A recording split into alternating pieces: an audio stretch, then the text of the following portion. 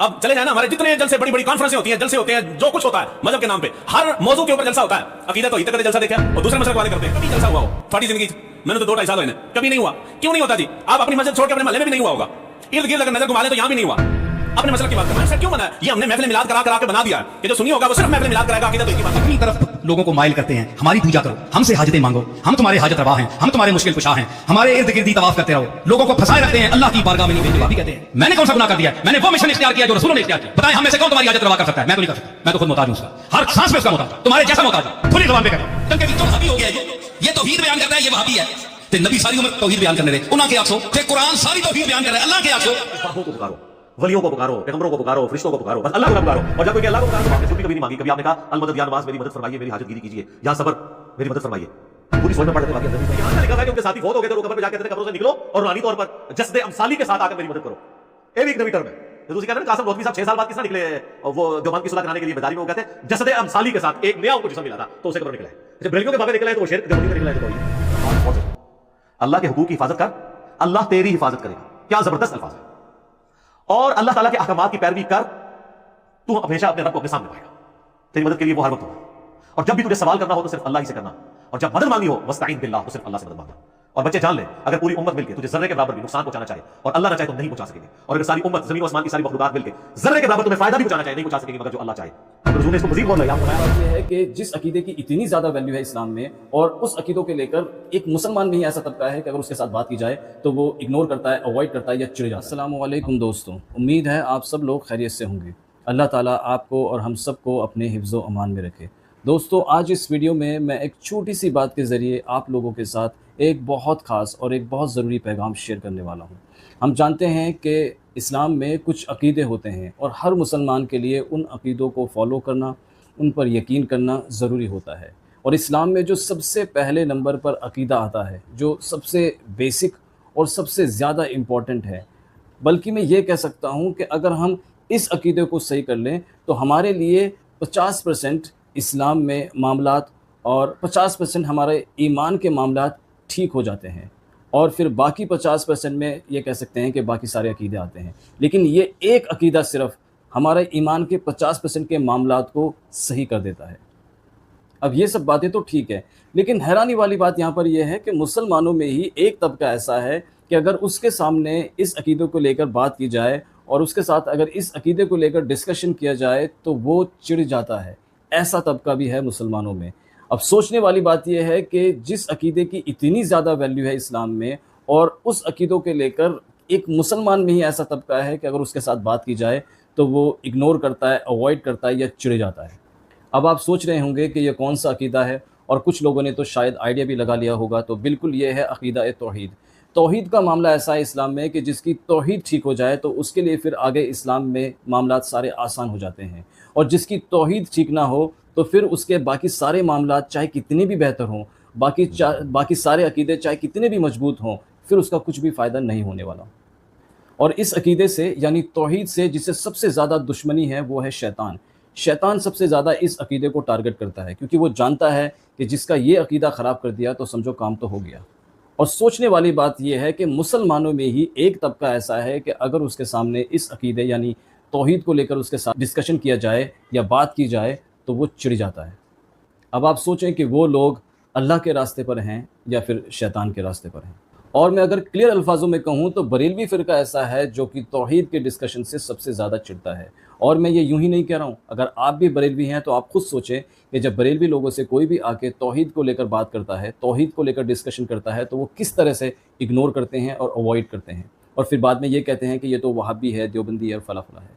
और अगर आप बरेलवी नहीं हैं तो आप खुद जाके ट्राई कर सकते हैं, किसी भी बरेलवी के साथ बात करने की कोशिश करें, तौहीद को लेकर डिस्कशन करने की कोशिश करें, तो देखना कि वो आपको किस तरह से इग्नोर करेंगे और अवॉइड करेंगे, और फिर बाद में यही बोलेंगे कि वहाबी, देवबंदी, फला फला है।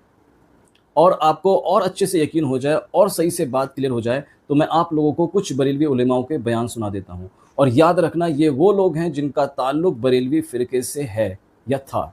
लेकिन बयान सुनाने से पहले मैं एक बात कहूँगा, अगर आप लोगों के दोस्तों में भी कोई बरेलवी हैं तो उन तक ये वीडियो ज़रूर पहुँचाएँ, ताकि वो भी देखें और गौर करें कि कहीं ऐसा तो नहीं है कि उनका भी जहन इस तरह का बना दिया गया है कि जब उनके सामने भी तौहीद को लेकर बात होती है तो वो भी इग्नोर करने की कोशिश करते हैं, और शायद किसी की इस्लाह हो सके इससे। आइए अब बयान सुनिए। अकीदा तौहीद जब बयान होता है तो अकीदा तौहीद हर शय को पाक साफ कर देता है, हर मैल कुचैल को दूर कर देता है, और अकीदा तौहीद ही बयान नहीं होता। अब चले जाए ना, हमारे जितने जलसे, बड़ी बड़ी कॉन्फ्रेंसें होती हैं, जलसे होते हैं, जो कुछ होता है मजहब के नाम पे, हर मौजू के ऊपर जलसा होता है। अकीदा तौहीद तक कदे जलसा देखा, और दूसरे मसलक वाले करते हैं साढ़े इल्ला माशाल्लाह, यानी वो हुक्म जो लगता है ना, लिल अक्सर हुक्मुल कुल, अक्सरियत पे कुल का इतलाक होता है, यानी अगर 100 में से 2-4 बंदे कर रहे हैं तो वो ना होने के बराबर है। अब दूर न जाए, अपनी मस्जिद में ले लें, हमारी मस्जिद में अकीदा तौहीद के ऊपर कभी जलसा हुआ हो थोड़ी जिंदगी, मैंने तो 2-2.5 साल हुए, कभी नहीं हुआ। क्यों नहीं होता जी? आप अपनी मस्जिद छोड़ के अपने महल्ले में भी नहीं हुआ होगा, इर्द गिर्द अगर नजर घुमा लें तो यहाँ भी नहीं हुआ। अपने मसलक की बात कर रहा हूँ, दूसरे मसलक वाले करते हैं, और उनके साथ अवाम को इसी बात पे लड़ाई है कि वो तौहीद करते हैं। और अल्लाह के बंदे, जब तौहीद बयान होती है, तौहीद अकीदे की पहली सीढ़ी है, बुनियाद है अकीदे की, मुसलमान की बुनियाद अकीदे तौहीद पे। जब तौहीद बयान होगी तो जितने गलत अकायद नजरियात है वो सारे के सारे, तो अकीदे तौहीद के अंदर अल्लाह ताला ने एक खासियत रखी, हर शय को पाक साफ कर देता है। और जब आप उसी को बयान नहीं करेंगे तो फिर खराबियां अंदर दाखिल होती हैं। अब अकीदे तौहीद बयान क्यों नहीं होता जलसों में? इसलिए हमारे लोग जो हैं वो इसलिए बयान नहीं करते, अवाम के अंदर इनको दूसरी साइड पे लगा लगा के उस स्टेज पे ले गए हैं कि अगर कोई बंदा अकीदा तौहीद खालिसतन इल्मी लिहाज से बयान करे तो लोग कहेंगे कि बंदा वाबी हो गया। ये माइंडसेट क्यों बना है? ये हमने महफिल मिलाद करा के बना दिया है कि जो सुन्नी होगा वो सिर्फ महफिल मिलाद कराएगा, अकीदा तौहीद की बात नहीं करेगा, और जो सुन्नी नहीं होगा वो अकीदा तौहीद की बात करेगा। ऐसा दुनिया में, कायनात में कुछ सुन्नी दिखाएं कि जो अकीदा तौहीद के बगैर सुन्नी बन गया हो सकता है बंदा सुन्नी? वो अकीदा तौहीद पहली बुनियाद है ना, ला इलाहा इल्लल्लाह अकीदा तौहीद है, मोहम्मद रसूलुल्लाह बाद में आता है। अकीदा तौहीद की इस्लाह कर, उसके बाद अकीदा रिसालत पे जा, उसके बाद फिर दूसरे अकायद है। लेकिन नहीं, हम इस तरफ नहीं आते, क्योंकि यहाँ पे बहुत सारी ऐसी चीजें हैं जो हमने अकीदे के नाम पे अपने अंदर शामिल कर रखी हैं, उनके ऊपर ज़द पड़ती है। फिर कौन बयान करे? फिर आते हैं कि हमने अकीदा तौहीद के साथ बड़ी ज्यादती की है, इतनी ज्यादती की है गैर मुस्लिम इतनी नहीं कर सकता जो हम कर रहे हैं। सबके मैं मुतल्लिक नहीं कहता, अक्सर अपनी तरफ लोगों को माइल करते हैं, हमारी पूजा करो, हमसे हाजतें मांगो, हम तुम्हारे हाजत रवा हैं, हम तुम्हारे मुश्किल कुशा हैं, हमारे इर्द गिर्द ही तवाफ करते रहो। लोगों को फंसाए रखते हैं, अल्लाह की बारगाह में नहीं भेजते, जो मुश्किल कुशा भी है, जो दाता भी है, जो देता भी है, जो मिशन है नबियों का उसकी तरफ नहीं भेजते, अपनी दुकानें चमकाते हैं। मैं उनके खिलाफ हूं, इसीलिए लोग मुझे वाबी कहते हैं। मैंने कौन सा गुनाह कर दिया है? मैंने वो मिशन इख्तियार किया जो रसूलों ने इख्तियार किया। बताएं, हम में से कौन तुम्हारी हाजत रवा कर सकता है? मैं तो नहीं कर सकता, मैं तो खुद मोहताज हूं उसका, हर सांस में उसका मोहताज हूं, तुम्हारे जैसा मोहताज हूं। खुली जुबान पे कहते हैं, डंके की चोट पर कहते हैं, जिस तरह एक मक्खी मोहताज है अल्लाह की, एक जरा मोहताज है, मैं उसी तरह उसका मोहताज हूं। ज़ईफ हूं, नातवा हूं, कमजोर हूं। अगर किसी में कसबल है तो बताए, जौहर दिखाए, मैदान में उतरे। कोई कहे जनाब कि मैं हाजत पूरी करता हूं, मैं तुम्हारा मुश्किल कुशा हूं, मैं नहीं मानता, आज भी नहीं मानता, चाहे मुझे आप काफिर करें। कुफर के फतवे को कबूल करूंगा, ये बात नहीं मानूंगा। क्यों? ये कुरान की तालीम के भी खिलाफ है, रसूलुल्लाह के उसवा हसना के भी खिलाफ है, औलिया अल्लाह की तालीमात के भी खिलाफ है। ए जनाब पीर साहब पुत्र दे सुन, ए मौली साहब ने तावीज नाल जनाब पुत्र जमसी, अल्लाह को फारुग हो गया। ये बातें आप एक पीर की जबान से सुन रहे हैं, मेरा एक दरगाह से ताल्लुक है। कहां गई वो रसूलुल्लाह की तौहीद? कहां गई वो सहाबा की तौहीद?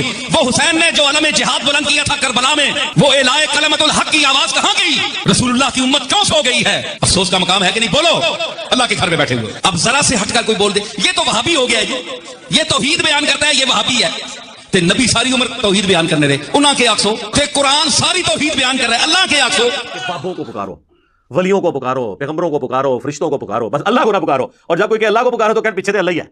इन्होंने अल्लाह ने भी पीछे कर देता है, नबी ने भी पीछे करता है। नबी के मुकाबले में अपने अपने बुजुर्ग खड़े कर लिए। जब हम कहते हैं यार ये तो कुरान में तो ये लिखा, वो कहते हैं जी हमारे बुजुर्गों को कुरान नहीं आता था, और हमारे बुजुर्ग तो वही कुछ बता रहे हैं, पीछे नबी ने, नबी भी पीछे। जब तौहीद की बात करें कि भाई अल्लाह से दुआ मांगो, वो कहते हैं हम जो बुजुर्गों से भी मांगते हैं, हम कब कहते हैं वो खुद देते हैं, वो अल्लाह से लेके देते हैं, पीछे अल्लाह ही है। अल्लाह भी पीछे, नबी भी पीछे, तो बाबे आगे ले आते। पहला इश्काल या धोखा या एम्बिग्युइटी वो ये देते हैं कि जी कुरान में आया है या अय्युहल्लज़ीना आमनुस्तईनु बिस्सब्रि वस्सलाह, ए अहले ईमान मदद चाहो सब्र और नमाज के जरिए। और ये पढ़ते आधी आयती है, आगे नहीं पढ़ते क्या लिखा हुआ है, और कहते हैं इससे साबित हुआ कि सब्र और नमाज तो गैरुल्लाह है, तो आप गैरुल्लाह से मदद मांग सकते हैं। तो हम कहते हैं मेरे भाई तो आपने खुद भी कभी नहीं मांगी, कभी आपने कहा अल मदद या नमाज मेरी मदद फरमाइए, मेरी हाजतगिरी कीजिए, या सब्र मेरी मदद फरमाइए। वो खुद ही सोच में पढ़ जाते हैं, बाकी हमने तो ये कभी नहीं कहा। तो सर ये आयत पूरी पढ़े, इन्नल्लाह मअस साबिरीन, अल्लाह बेशक सब्र करने वालों के साथ है। यानी सब्र और नमाज वो अमाल है जो वसीले के तौर पर अल्लाह तक पहुंचने का जरिया है, मदद अल्लाह ही से मांगनी है। ये तो हमारी दलील है। अब दूसरा इश्काल सुने जी, वो कहते हैं जी ईसा अलैहिस्सलाम के बारे में कुरान में आया है, उन्होंने कहा था मन अंसारी इलल्लाह, तो क़ाल अल हवारियून नहनु अंसारुल्लाह। हजरत ईसा ने खुद मदद मांगी है जी गैरुल्लाह से, अपने साथियों से कि कौन अल्लाह के लिए मेरी मदद करेगा, और साथियों ने भी कहा कि हम अल्लाह के लिए आपकी मदद करने को तैयार है। तो इसका मतलब यह है कि हजरत ईसा के सहाबा जो है हजरत ईसा के मुश्किल कुशा हुए ना, फिर तो यानी हजरत ईसा नहीं मुश्किल कुशा, उनके साथी उनके मुश्किल कुशा थे। वाह वाह सुभान अल्लाह। इसका ये मतलब ही नहीं है, वो कह रहे कौन अल्लाह के लिए मदद करे मेरी दीन के कामों में। इसमें यहां क्या लिखा हुआ है कि उनके साथी फौत हो गए थे और वो कब्र पे जाके कहते थे कब्रों से निकलो और रूहानी तौर पर जस्दे अमसाली के साथ आकर मेरी मदद करो। ये भी एक नवी टर्म है। تو اسی کہنا نا قاسم نوتوی صاحب 6 سال بعد کس طرح نکلے وہ دیوبند کی صلح کرانے کے لیے بیداری میں، وہ کہتے ہیں جسد امثالی کے ساتھ ایک نیا ان کو جسم ملا تھا تو اسے قبر نکلا ہے. اچھا بریلویوں کے بابے نکلا ہے تو وہ شرک، دیوبندیوں کے نکلا ہے تو توحید. اپنی عقل کا علاج کروائیں. تو یہ تو بالکل ظاہری اسباب ہے، یہ وہی چیز ہے جو قرآن میں حکم ہے وتعاونوا علی البر والتقوی ولا تعاونوا علی الاثم والعدوان. نیکی پرہیزگاری کے کاموں میں ایک دوسرے کی مدد کرو، برائی کے کاموں میں نہ کرو. اس میں تو غیر اللہ کو غائب میں پکارا ہی نہیں جا رہا، نہ مرے ہوئے کو پکارا جا رہا ہے، نہ کسی دور والے کو، جو سامنے موجود ہے وہ تو. اور یہ تو حضرت عیسیٰ کے ساتھی تھے نا، اس طرح کیا ہے تو قرآن میں نبی صلی اللہ علیہ وسلم کے لیے بھی ہے. سورۃ الاعراف میں آیت نمبر 157 ہے، جس میں اللہ تعالیٰ نے باقاعدہ حکم دیا ہے اہل ایمان کو کہ تمہارا ایمان اس وقت کامل ہوگا کہ جب تم نبی کی مدد کرو گے ان کے دین کے سلسلے میں. فالذین آمنوا بہ وعزروہ، جو ان پر ایمان لے کر آئے پھر ان کی عزت کی، ونصروہ اور ان کی مدد کی، واتبعوا النور الذی انزل معہ اور پیروی کی اس قرآن نور کی جو ان کے ساتھ نازل ہوا، اولئک هم المفلحون، وہ ہے فلاح والے. ہم آج بھی نبی علیہ السلام کی مدد کر سکتے ہیں ان کے دین کی اشاعت کر کے. تو اس کا کیا مطلب ہے ہم رسول اللہ کے مشکل کشا ہو گئے؟ نہیں، ہم تو اپنی مشکل دور کرنے کے لیے اللہ کے دین کا جو ہے وہ کام کر رہے ہیں. تو یہ معنی کچھ اور تھا، اس کو بدل دیا. تیسرا اشکال وہ کہتے ہیں جی سورۃ المائدہ میں آیا انما ولیکم اللہ ورسولہ والذین آمنوا، بے شک تمہارا پشت پناہ، تمہارا ولی، تمہارا دوست، تمہارا مددگار تو ہے اللہ، اس کا رسول اور اہل ایمان. تو بالکل ہم مانتے ہیں. اس میں یہ کہاں سے ثابت ہو گیا کہ آپ ان کو پکار ہیں؟ اہل ایمان حضور کے ساتھی آپ کے ساتھ آپ کے مددگار تھے، بالکل ٹھیک ہے. یہ تو نہیں ہوا کہ حضور علیہ السلام نے خیبر کے موقع پر حضرت حمزہ کو پکارا ہو جو فوت ہو چکے ہوئے تھے عہد میں، کیا ہے میری مدد فرمائے. حضرت علی صاحب نے موجود تھے، ان کو بلایا. تو بالکل دوست بھی ہیں، پشت پناہ بھی ہیں جو اویلیبل ہیں. آج کی ڈیٹ میں صرف اللہ کو مدد کے لیے پکاریں گے، اور اہل ایمان جو آپ کے سامنے موجود ہیں آپ ان کے ساتھ ساتھی ہوں گے. اور اس کو وہ سپورٹیو آیت ہے سورۃ الانفال کی آیت نمبر 62، ڈیسائسو ہے، بالکل واضح ہے. وَإِن يُرِيدُوا أَن يَخْدَعُوكَ، اے نبی اگر آپ کو خطرہ ہو نا کہ یہ کافر آپ کے ساتھ دھوکہ کریں گے، فَإِنَّ حَسْبَكَ اللَّهُ، تو بے شک اللہ آپ کے لیے کافی ہے. هُوَ الَّذِي أَيَّدَكَ بِنَصْرِهِ وَبِالْمُؤْمِنِينَ، وہ اللہ ہے جس نے اپنی طرف سے آپ کی مدد کی اور اہل ایمان کے ذریعے بھی آپ کی مدد کی، یعنی صحابہ کے ذریعے آپ کے ہاتھ مضبوط کیے. تو اس کا کوئی مطلب یہ لے گا کہ صحابہ حضور کے مشکل کشا تھے؟ نہیں، دین میں سپورٹیو تھے ظاہری اسباب کے طور پر. پھر اس کے آگے چل کے اللہ تعالیٰ نے کہا کہ ہم نے تو فرشتے بھی نازل کیے مدد کے لیے، لیکن کسی نے فرشتوں کو مدد کے لیے پکارا نہیں ہے ان جنگوں کے اندر. پھر 64 نمبر آیت میں آتا ہے یا ایھا النبی، اے اللہ کے نبی، حسبک اللہ، اللہ آپ کو کافی ہے، ومن اتبعک من المؤمنین، اور جو آپ کی اتباع کرنے والے مومنین ہیں وہ بھی آپ کو کافی ہیں. تو اس کا کیا مطلب ہے حضور جو ہے وہ حسبنا اللہ ونعم الوکیل کی بجائے وہ اپنے صحابہ کا حسبنا پڑھتے تھے؟ نہیں، آپ کے سپورٹیو تھے دین کے حوالے سے. جس طرح آج کی ڈیٹ میں ہم بھی نبی علیہ السلام کے سپورٹیو ہیں، ہم ان کے دین کا کام کر رہے ہیں الحمدللہ. اللہ سے امید کرتے ہیں اللہ تعالیٰ ہمیں جنت الفردوس میں اپنے محبوب علیہ السلام کا ساتھ نصیب کرے گا انشاءاللہ. اللہم انا نسألک جنت الفردوس مع النبیین والصدیقین والشہداء والصالحین آمین. اچھا جی، 7واں اشکال وہ کہتے ہیں مسلم شریف میں حدیث ہے حضور نے ایک صحابی سے کہا کہ مانگ کیا مانگتا ہے، حضرت ربیعہ سے جو وضو کروایا کرتے تھے، سل ربیعہ. تو انہوں نے کہا جنت میں آپ کا پڑوس مانگتا ہوں. تو دیکھیں حضور نے جنت عطا فرما دی. ساری حدیث پوری تو پڑھے، اس کے آگے الفاظ ہیں نبی علیہ السلام فرمایا اس کے علاوہ بھی کچھ مانگنا ہے تو مانگ لو. کہا نہیں یا رسول اللہ آپ کا پڑوس ہی چاہیے. تو آپ نے فرمایا کثرت سجود سے میری مدد کر. اب اس کو آپ نے وہ نہیں لینا کہ حضور کا مشکل کشا وہ بن گیا تھا، آپ تو ہر جگہ مدد دیکھ کے تو مشکل کشا بنا دیتے ہیں. کثرت سجود سے میری مدد کر، یعنی تم زیادہ عبادت کرو، میری مدد کرو کہ میں اللہ کو سفارش ڈال سکوں کہ یہ نیک بندہ اس کو میرے ساتھ کرتے. بالکل واضح ہے. بس سال ربیہ سال ربیہ سال ربیہ، جنت مانگ لی جنت مانگ لی. اگے بھی ٹورو نا کہ ملی جنت، ٹھیک ہے. تو جنت تو انشاءاللہ آپ کو مل جائے گی. صحیح مسلم میں حدیث ہے جو اذان کا جواب دے اس کے بعد دروشی پڑھے اور الوسیلہ والی دعا مانگے، میری شفاعت اس کے لیے حلال ہو جائے گی. اللہم صلی علی محمد وعلی آل محمد. اور وہ ڈیسائسو حدیث ہے جو جامع ترمذی میں ہے، مشکات میں موجود ہے. نبی علیہ السلام نے، ابن عباس کہتے ہیں مجھے سواری کے پیچھے سوار کیا اور مجھے کہا بیٹے اللہ اکبر، اللہ کے حقوق کی حفاظت کر، اللہ تیری حفاظت کرے گا. ذرا الفاظ غور سے سنیں، اللہ کے حقوق کی حفاظت کر، اللہ تیری حفاظت کرے گا. کیا زبردست الفاظ ہے.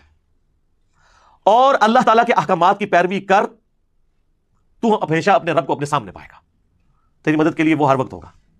اور جب بھی تجھے سوال کرنا ہو تو صرف اللہ ہی سے کرنا، اور جب مدد مانگنی ہو وستعین باللہ تو صرف اللہ سے مدد مانگنا. اور بچے جان لیں اگر پوری امت مل کے تجھے ذرے کے برابر بھی نقصان پہنچانا چاہے اور اللہ نہ چاہے تو نہیں پہنچا سکیں گے، اور اگر ساری امت زمین و آسمان کی ساری مخلوقات مل کے ذرے کے برابر تمہیں فائدہ بھی پہنچانا چاہے نہیں پہنچا سکیں گے مگر جو اللہ چاہے. اور پھر حضور نے اس کو مزید مور لائی. آپ نے فرمایا کہ تقدیر کے صحیفے خشک ہو چکے ہیں اور قلم اٹھا لیے گئے ہیں، یعنی جو اللہ نے فیصلہ کیا نا وہی ہونا ہے. یہ حدیث کتنی ڈیسائسو ہے. نبی علیہ السلام اپنے اصحاب کی تربیت کرتے تھے کہ مانگنا ہے تو اللہ سے مانگنا ہے. اللہ تعالیٰ سے دعا جو حق بات میں نے کہی اللہ تعالیٰ ہمارے دلوں میں راسخ فرمائے. اگر جذبات میں میرے منہ سے کوئی غلط بات نکل گئی تو اللہ تعالیٰ ہمارے دلوں ہی سے معاف کر دے، ہمیں شرک کی لعنت سے بچائے، توحید کے اوپر قائم رکھے اور اس کا سپاہی بننے کی توفیق عطا فرمائے. امام الموحدین صلی اللہ علیہ وآلہ وسلم کی قیامت والے دن ہمیں شفاعت نصیب فرمائے. سبحانک اللہم وبحمدک، اشہد ان لا الہ الا انت، استغفرک واتوب الیک، وما علینا الا البلاغ المبین. جزاکم اللہ خیر. جی تو آپ لوگوں نے سنا، اور ان علماؤں کا تعلق بریلوی فرقے سے ہی تھا، یا ایک دو کا تعلق تو ابھی بھی بریلوی فرقے سے ہی ہے. لیکن جب ان لوگوں نے قرآن کو ترجمے کے ساتھ پڑھا تو ان کے بات سمجھ میں آئی اور ان کی لائف بدل گئی. تو میں آپ لوگوں سے بھی یہی کہوں گا کہ آپ لوگ ضرور ایک بار قرآن کو ترجمے کے ساتھ پڑھیں، اور باقی آپ لوگوں کی کیا رائے ہے اس کو لے کر جو کچھ ہم نے ابھی ڈسکس کیا، آپ اپنی رائے کامنٹس میں ضرور بتائیں، اور اگر آپ کو کوئی بات صحیح نہ لگی ہو تو اصلاح کے لیے بھی ضرور کامنٹ کریں۔ اور باقی آپ سبھی لوگوں سے دعاؤں کی درخواست ہے، اللہ تعالیٰ آپ کو اور ہم سب کو صحیح اور سیدھے راستے پر چلنے والا بنائے، آمین۔ السلام علیکم ورحمۃ اللہ وبرکاتہ۔